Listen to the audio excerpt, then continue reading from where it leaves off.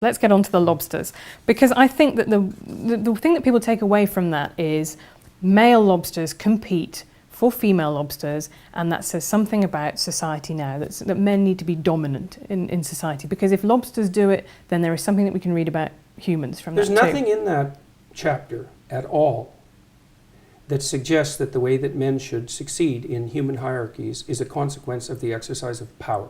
There's not one line in that entire book that claims that, because it's not what I believe.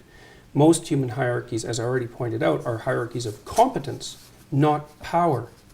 Okay, so that's why we don't live in a patriarchal tyranny. And so if you want to be a successful man, then you should be competent. And that will move you up the hierarchy. And that will make you attractive, and for good reason, unless you want an incompetent mate, which is possible and happens, but isn't something that I would recommend. People will sometimes choose an incompetent mate because they're intimidated by competence. And so they'll settle for someone who they don't respect because they feel that they can master them and they won't be intimidated. But it's not a recipe for a happy life, I can tell you that. So there isn't a line in that chapter that talks about power as the proper means of conducting yourself in life. There's not a line in the book, and there's nothing in anything I've ever said that suggests that. Okay, no, but it's really important, because people have read this chapter, and they make exactly the argument that you make. And it's a misapprehension.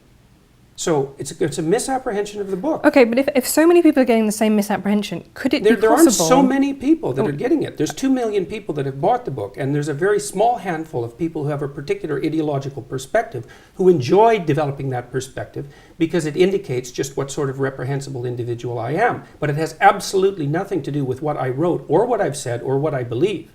I don't believe that our fundamental hierarchies are based on power. I don't believe that the way that you move up our hierarchies is as a consequence of manifesting power. It's competence. Okay. My big problem with the lobsters is that it's scientifically bollocks, right? It's just, you cannot read across from lobsters and what they do to what humans do. Of course you can. That's why serotonin works on lobsters. But it works in 2 different ways. So serotonin makes lobsters more aggressive, it makes humans less aggressive, right? That's what happens. No, that's not right. Serotonin makes human beings more dominant but less aggressive. And the only reason it makes them more dominant is because they're less irritable and they're less defensively aggressive. So it's not bollocks. I know my neurochemistry.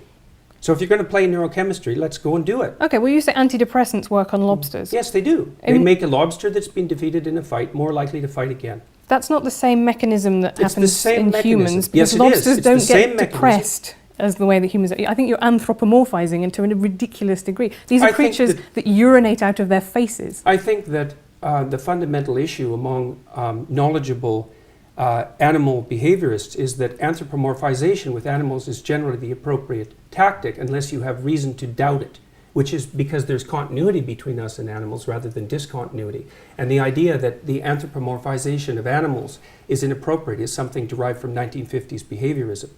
The highly trained affective neuroscientists and people who study motivation and emotion as well as neurochemistry know perfectly well that there is biological and behavioral continuity across the animal kingdom and way down into the kingdom as well, which is exactly why I chose lobsters, to indicate that there is so much continuity in the systems that allow us to estimate status position that we share it with creatures that are 1/3 of a billion years old. And the reason that I made that argument was to put paid, at least in part, to the absurd Marxist proposition that hierarchical structures are a secondary consequence of Western civilization and free market economies, which is as preposterous a perspective as you could possibly develop about anything.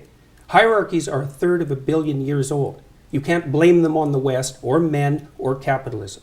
And we're wired for hierarchical perception in ways that you can hardly possibly imagine. Even our ability to rank order a set of objects seems to be tightly linked to our ability to assess the relative status of people in our social milieus. So, and the biochemistry is very, very similar. And the reason we know that is because most of the drugs that are used on people are first tested on animals. Now, it's not often animals as primitive as lobsters, but it is plenty. So a lot of what we know about neurological structure, for example, is a consequence of studying the flatworm, which is a much more primitive organism than the lobster. Continuity is the rule. Okay, so what can we learn from killer whales that live in matriarchal pods, often led by a grandmother, someone who's been through a menopause? Why isn't that an example that you've picked to talk about in the book? It's because lobsters say the thing that ideologically you want to talk about, which is your belief that there is a kind of Marxist ideology How do sweeping. lobsters say that? The point that I was making with lobsters, I just said what it was. That hierarchies have been around for a very But long who time. genuinely, really, today is arguing, apart from maybe 3 mad Marxist academics, that there is no such thing as hierarchy? Hierarchies They're not arguing exist. that there's no such thing as hierarchy. or there They're should be no such arguing thing as hierarchies. Oh, there plenty of them are arguing that. Really? Because I see that almost never in the wild as an argument. I see people think that hierarchy should be based on merit and What they do should you be more think? What do you equal. think the demand for equality of outcome is if it's not an attempt to flatten hierarchies or to eliminate them? What else could it possibly be? And you don't think the neo-Marxists and the postmodernists think that hierarchy is a social construction?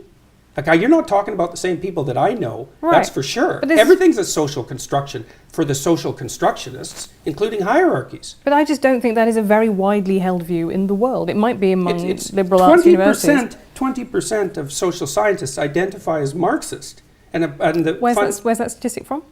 Look it up in Height's work. Okay. You- Well, you no, go I look mean, it up, I'm go look interested. it up. I know. I've checked it out quite carefully. Yeah, but I'm just. It's a perfectly valid statistic. I don't have the reference at hand. Yeah.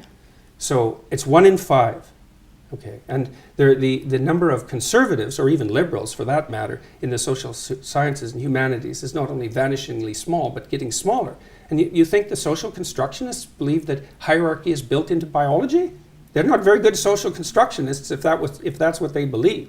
And the postmodernists and the neo-Marxists are radical social constructionists because they wouldn't believe that human beings are infinitely malleable and that we can be recreated in whatever image the ideologues might want to recreate us in if they didn't think that. And it's much more prevalent than you're admitting. I mean, there isn't a competing position on campuses except among the evolutionary biologists and the evolutionary psychologists, let's say, and they're under complete attack. They're certainly next on the chopping block as far as I can tell. I've been warning them for the last 2 years.